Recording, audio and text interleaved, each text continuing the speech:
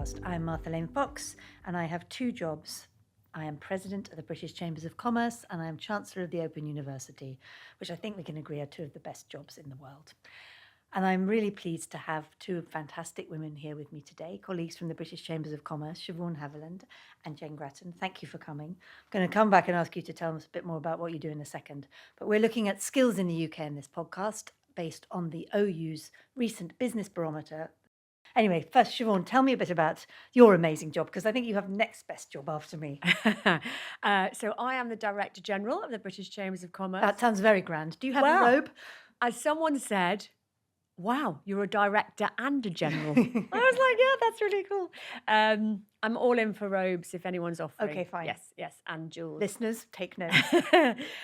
So we represent the 53 chambers of the UK, which have 60,000 and counting businesses as their members, and the jewel in our crown, 79 and counting British chambers around the world. So really, really impressive global network. And our job is to make sure that the UK is the best place to start, grow and invest in a business. And Jane, how do you help this work, which I know you do very deeply? And I also know you're a Kung Fu expert. You don't just bring Kung Fu skills to the British Chambers.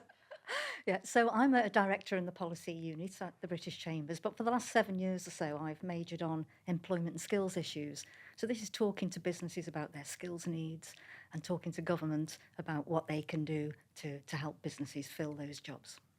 So we all work together on the British Business Council that we established last year at the British Chambers to bring businesses together to talk about the big issues that face them. Shevaun, what's the work that we've been doing in that, and why is it important? Yes, indeed. So last summer, together we launched the Business Council to oversee the Future of the Economy initiative. So we believe that the UK needs a long-term economic strategy, and this is us working with our business partners from all over the country to try and develop that. And it has 5 main work streams developed together with our businesses. So firstly, green innovation. So how are we getting our nation to net zero, but how are we innovating in green products and services? Second is global Britain, Britain's place in the world's place in the UK. Local economies of the future, our places, our high streets, how we ensure they are thriving. Digital revolution, of course, AI, how we are capturing the upsides, but how we are guarding against the downsides. And then the thing we're talking about today, people and work and people's skills journey through life. But arguably, and presumably, Jane, you would agree with this too, as you're a skills expert, skills are through all of that, right? When we launched the green innovation work and transition to net zero, we've got a huge opportunity around green jobs in this country if we can find people to do them, just as we need people to fill AI jobs, then quantum jobs and all the other things coming down the track. So how do you see all the bits linking together? Yeah, well, people are the most important part of any business. People run businesses and we need people to deliver the outputs. Not robots yet, not quite. Well, absolutely not. But the world of skills is changing really quickly. We have more automated workforce, more digital workforce, net zero imperatives to meet. And so we are on a journey, I think, where everyone is going to have to upskill and reskill continuously. But, the need for skills, it runs all the way through those 5 reports that Shevaun mentioned. One of the things we've covered in the podcast is quite specific examples of businesses working with businesses to help with their skills, or just how local areas are approaching businesses. But I think the strength of the Chamber Network is we see this kind of at a macro level, don't we? So what are some of the things you're hearing about skills and people, Shevaun, when you travel around? Put your hard hat and your flat jacket on and talk to businesses. I do have the great privilege of travelling the country and meeting businesses from all over. My geography of the UK is second to none now, and my use of British Rail. Which is fantastic, and you really hear it, firsthand. And honestly, the number one thing, except maybe in the energy crisis, the number one thing that businesses tell us is they can't get enough people, and they can't get people with the right skills. And when you can't get people for your business, because as Jane said, businesses are people, it means you can't grow, you can't take on new contracts, you can't expand your business, you can't develop new product. And actually it also means that the people that you do have are under, under more strain because they're sort of filling in for the gaps that you're carrying. So, as an economy, it is constraining us in terms of growth. So it absolutely is number one importance. And why do you think why have we ended up here? Why has this happened? Because I think what I hadn't appreciated, I became president of British Chambers 18 months ago-ish, and I have always been in tech, sort of. So tech has always got a skills crisis because you're always inventing something new and you can never quite have enough people to do it. I don't think I had appreciated that is true across so many sectors and regions of the economy. How have we ended up here? Yeah, well, you're right. Skills shortages are pervasive, but in the last few years, a number of things have happened and come together to really exacerbate the problem. So we've had Brexit, massive economic shock, but that's curtailed the pipeline of global talent considerably for businesses. So it's much more difficult to recruit for vacancies now. I think on top of that, we had the pandemic. People left their jobs, they changed their working patterns, and a number of people, unfortunately, have not returned to the workforce. So we have A lot of women as well. a lot of women, absolutely. And then on top of that, we've got, the changing nature of the workforce, as we said, with the different industry trends driving change. And then we've got this aging workforce. Lots of employers saying to us, I'm really worried that I'm going to lose the skills I've got now with no talent pipeline to replace them. Yeah, and something actually I've touched on with a couple of people we've been talking to is this idea about then the changing nature of how long you will work and what that means for your careers. I think I've got 7-year-old children and there's no question in my mind they'll be working till 100 probably. And that's something I don't think we've kind of internalized in our economy, have we? Yeah. It's so many different factors. So what have you seen that works? Shevaun, give us some hope. You're good at hope. What have you seen that works where businesses are cracking this problem? So what I like to say to audiences sometimes is, I'm going to test it on you, Martha, because I already tested it on Jane. After you leave education, what are the two main things you do in life? Go on, the two things you do. What do you do? Well, you work. You work, yeah, that's one. And you hang out with people you're not at work with, your family, right. I guess. Yeah. So one, you work, and two, it's all about relationships, friends, family, partners, whatever that may be. So those two things. How much do you learn about those two things in school? Oh, so little. Yeah. So our education of, British education is second to none in the world in lots of different ways. But we are not bringing the world of work into our schools, into our education settings. So we have a great shortage of careers advice capacity in most schools. We probably have, I would say, a lack of systemic engagement between workplaces and educational settings. And we were moving in the right direction with new T-levels, vocational training, apprenticeships, and so on. But the other thing is, it's cultural, isn't it? So we sort of think, we leave school or we leave university at 18, 21, whatever it may be. Job done. We don't need to go back to that again. And actually, I'm probably, maybe our, generation behind us, really it's the first time that the world has changed. So my dad worked for the same company for 30 years. We won't do that, and the kids behind us won't do that. So we actually have to change our culture to think about this lifelong learning piece. How can I change and adapt and as I go through my career? So, when we see this all the time, around the country, we see great examples of businesses going into schools, of businesses having young people come into their workplace, of businesses, thinking about the pathways for their people and what they might want to learn on the way. And of course, Open University do that, in spades. So we do see great examples of it, but yet it's not enough. It's not ingrained in our system yet.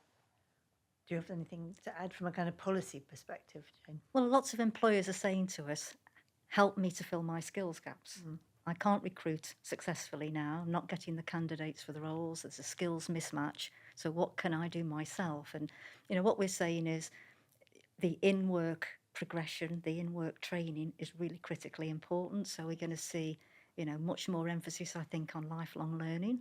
And the short modular courses, apprenticeships are brilliant, employers tell us. Employers love them, We do. but they're not the solution to every problem. And where we need to get people upskilled, retrained, reskilled really quickly for an opportunity that the business has and a progression opportunity that the individual has, we've got to have that agility in the system. The micro-credentials, the short, modular, accredited courses that help people on their journey.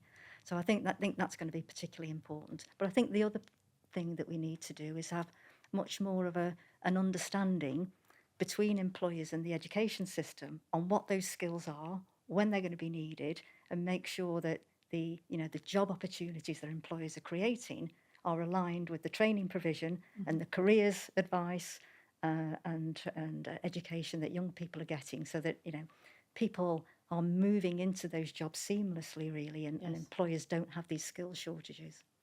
One of the things that I've heard a couple of times, both when talking to people for this podcast, but also when I've been travelling about, is the success of the local skills improvement plans. And I know the British Chambers is very active in those. Can you explain what they are and how they work and how we could make them even more powerful? So local skills improvement plans, there are 38 across England. Chambers of Commerce are running 32 of them. And these are really brilliant ideas. That's why they're working so well, of course. Indeed, of course. The brilliant idea of helping employers, many of whom have not really been involved in a skills conversation before, to come around the table and Can you say... give us a more specific example so people can kind of picture who the business might be that might do that and how they're working? Okay, so it might be a small manufacturing business or a marketing agency really struggling to fill their job vacancies. And they come into the local skills improvement plan that the system that the Chamber is convening and talking to providers about, these are the jobs that I'm creating. This is where my industry is moving to. These are the skills I need in my business. What training is available now? And if there isn't the training available, helping those local skills providers or national skills providers to shape the curriculum so that it is meeting those skills needs. Those skills needs. And I was saying, then linking back into people coming through the education system so that they are aware of the opportunities and taking the right decisions in their things, the choices that they are making at that level. So it's about aligning everything at the local level. We're a year in. Already it's making a massive difference. How are you judging that? How? So we did a piece of research recently, an evaluation report that was independent of the Chamber network. So a fresh pair of eyes looking in and asking, so what? Yeah. 12 months in, so what?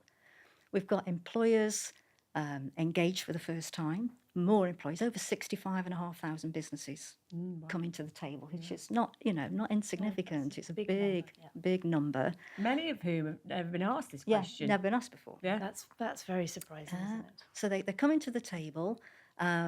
They are now working with providers, knocking on the door of providers and saying, can you help me? So we're creating a market now for providers. And then providers are saying, I've never had this granular level of detail before. It's really helping me to plan what provision that I need to make. So already in a very short space of time, we are seeing, the beginning of that transformation that's going to help to solve the skills shortages. What we need is longer term planning, of course, longer term funding, because it's going to take quite a while, I think, to get it to a system where everything is working as well as it can be.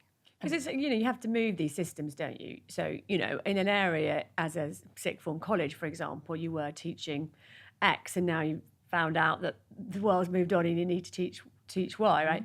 And that is, that academia doesn't move. You've got to build a curriculum. You need the tools for it. Just on a Monday, I was in Coventry at the Manufacturing Training Centre, where what we're seeing apprentices train on incredible bits of kit of how to do, metal cutting and really sophisticated electronics. But you need that kit, and that takes a while and you need the people to teach it. One of the colleges I saw a while ago, locally they need more people who understand plumbing. Yeah. And they're paying quite a lot for people to teach plumbing, but it's not as much as you earn if you're a plumber. And of course, teaching's not for everybody. It's quite intimidating as an idea to a lot of, even though they're obviously experts in their field. So, but bringing together businesses to talk to educators about what they need. I mean, we've just seen even just having those conversations has moved things on, hasn't it? Because they talk in different languages too. So, educators talk about skills, businesses talk about jobs, job descriptions, that sort of thing.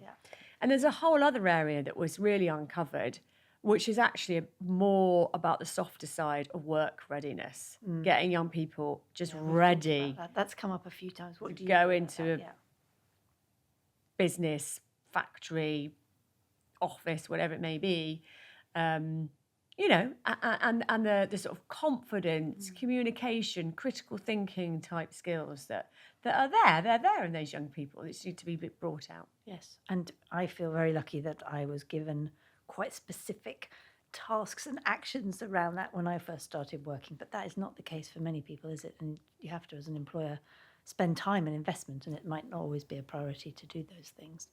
Shevaun, you are constantly on speed dial with delete as appropriate. The Chancellor, the Shadow Chancellor, the PM, all the private secretaries, the different people in the civil service. Are people listening? What happens when you make this case? Do you think this is understood politically, I would say, crisis that we face with skills, and the numbers bear that out? Our research, the OU's research. What's the political landscape against all of this? Yeah, I think absolutely all parties are listening. And because it's not just me who says it, right? It is like every business they meet.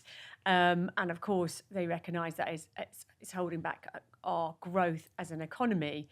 There's a lot of good stuff going on. There is a lot of good stuff going on. And as we referenced apprenticeships earlier, there's been moves in it to ensure the levy's working, bringing in T-levels, etc. Careers and Enterprise Company. So there's a lot of good stuff going on.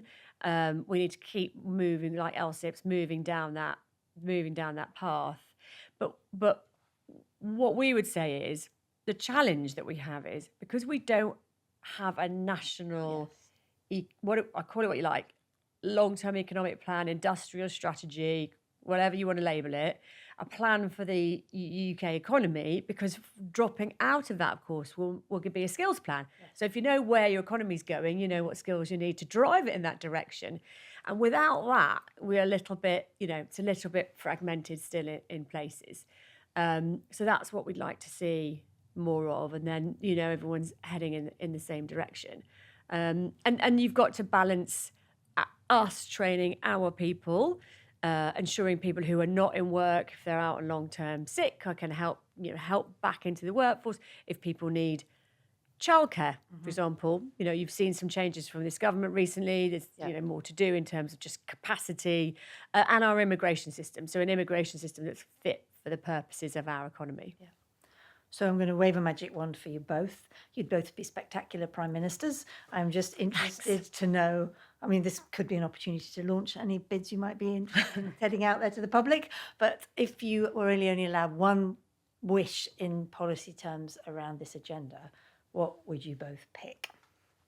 What do you think would make the biggest difference? I would pick the ability for every child at school to go into a workplace like at least a couple of times in their time in school, because without seeing it and experiencing it, it's really hard to understand. It may well be that your parents are like, one's a teacher and one's a nurse, right? So how would you have any idea what it looked like to run lastminute.com or run a chamber? I had no idea what that looked like, just to be clear.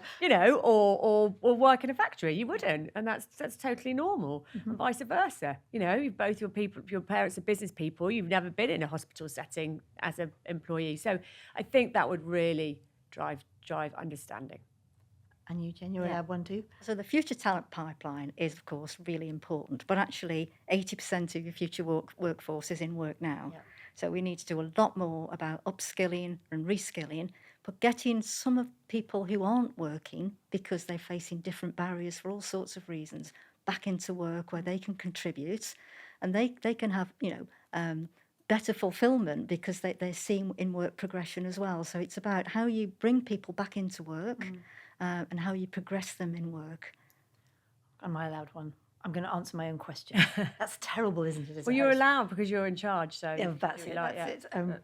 Presidential, chancellor, whatever, special dispensation. I think I would have to put digital at the heart of this stuff because I feel, again, I know I'm slightly brainwashed, but that is going to be such an important future plank of the economy and of any business. Doesn't matter if you're a digital business or not, Yeah. you've got to operate in a digital environment. And I do think it kind of levels the playing field if you do it well. So ensuring that we've got amazing connectivity and the right content to help people who may be displaced from a job over here because the industry changed, or maybe trying to get into a new industry or make a pivot or never been in work. I do think we could be much more imaginative in how we use digital technology. Yeah. That's another one. Just to make it a bit more personal, how do you guys keep skilled up and relevant? Because I think it is a real challenge for people working to be in this lifelong learning cycle. Shevaun, how do you think about it in terms of people that work in the British Chambers and our members and as an organisation internally? And then how do you think about it for you personally?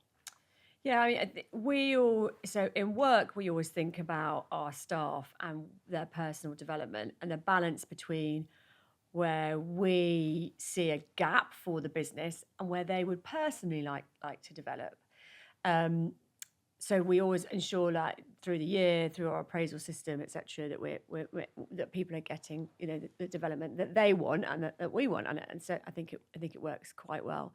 And then with yourself, it is something it probably gets left, doesn't it? Really low down your list, really, and especially when you get later on in your career. So I've been recently thinking about, for this role, I have to do, for example, a lot of public speaking. So how can I get better at that? What are the things I can change myself to do it? And then the other thing, back to your point, is we talk a lot to our business about using AIs, phenomenal changes we're seeing there. It's really exciting for small and medium-sized businesses, and you can just change your productivity overnight. Yep. So I need to make sure I'm reading about what the new things are. I'm having a go on ChatGPT and asking it stupid questions and seeing what happens. So the tools that are out there that we're sort of keeping ahead reading wise, and so a bit of that as well. Yeah. How about you, Jane? Beyond Kung Fu. At a very high level, we should add. So I guess the nature of my role means that I'm learning all the time because we're at the forefront of policy. We're helping to shape policy. So we're constantly reading, talking to people, understanding. But at a personal level, I really like these bite-sized bits of learning, particularly on the IT side because it's moving on so quickly. So we've got a really neat system at the BCC where we can just do a short course when we're ready online. So I like to balance sort of reading around the subject with some sort of technical skills that I can get in a really fast, neat way. Yeah, well, that's obviously, again, I have to make sure I give Open University full credit at this because the Open University, at its core, is this notion that anybody can learn at any moment in their career. And going to do a degree ceremony in the Barbican on Friday, and they're big ceremonies at the Barbican. It's always a lot of fun. I always try and encourage them to make as much noise as possible. But the main reason that it's so incredible is because you can see when people come across the stage at you that either they're just desperately embarrassed and they want to get off the stage as quickly as possible, and please don't make me do this is worse than having to study for 5 years, or they want to tell you the story that they've brought to this moment, and they're always moving, and I'm always crying, and all the team are always like, come on, get a move on. I'm like, they're sobbing on the stage. People who in caring responsibilities and working and doing something else, people who've been a social worker for 14 years and then decided that they want to go into child psychology and trained to do that while working and looking after something. It's a lot of amazing stories. So I always feel super optimistic actually after that we've got incredible capacity, both at an individual level and then at a national level, to do what we're talking about. We just got to keep pushing on to encourage people to do it. Yeah, So, it is. It's about planning for skills, isn't it? Planning nationally, as Shevaun said, we need this strategy, it's economic strategy. We need planning locally as local regions through the LSIPs, but we also need to help businesses plan for their own skills. So planning at those three levels, then you can start to mobilise the resources to get those skills in place. So the planning bit is really important, I think. Yeah, I think you're absolutely right. So it's 2030. We may or may not have had some changes of government, various shapes and forms by 2030. Let's take politics out of it. What would you love to see happening in Britain, and what do you think we can be shooting for? We don't maybe have the economic industrial strategy, whatever you want to call it, that you would really love, Shevaun, right now. But when you think about it, where are we as a country in 2030? So I would like to be able to say that. So I'm off to Stoke tonight. Yeah, Nice. got an event tomorrow at Port Vale Football Club. Brilliant. Some fantastic businesses in Staffordshire, in the city. I would like to say that I was going to visit a business, and they said, I have no shortage of amazing people from this place coming into my business, work ready, understanding how it all fits together, who just, are off. And it has grown my business 30% in the last, 6 years. Yeah. That's what I'd like. That's the outcome we'd like to hear. I like the way you said about the local nature of that. We talked to Alwyn from Wales in this series, and she was talking about what they're doing in Wales to build that capacity locally, and that is really fundamental, isn't it? We don't want to become too parochial and too kind of insular, but you also want to make sure that local areas are really thriving. Yeah, and people don't want their young people to go away to university and not come back, right? Yeah. Or come back in like 30 years' time when they've had kids. So they do. They want them to stay local and work locally. You understand local needs, and yeah, absolutely. And how about you, 2030?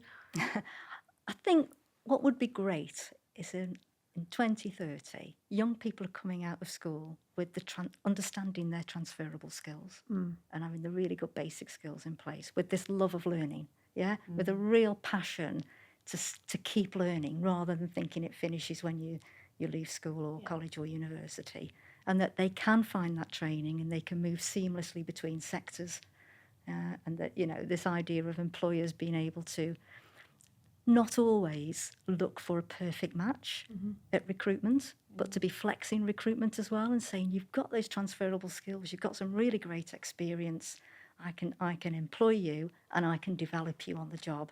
So for me, it's this idea, much more agile system of learning, and some real sort of passion for learning from people who are coming through the education system and people in work as well.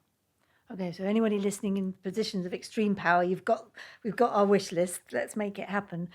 Just because this is the last one of our series, and because we've got only just a couple of minutes left, I'm going to ask you something completely ridiculous. New skills that you would both love to have. I'm not talking about just like personal development and things you need to get better at work. I'll start and be very honest. I am a terrible cook.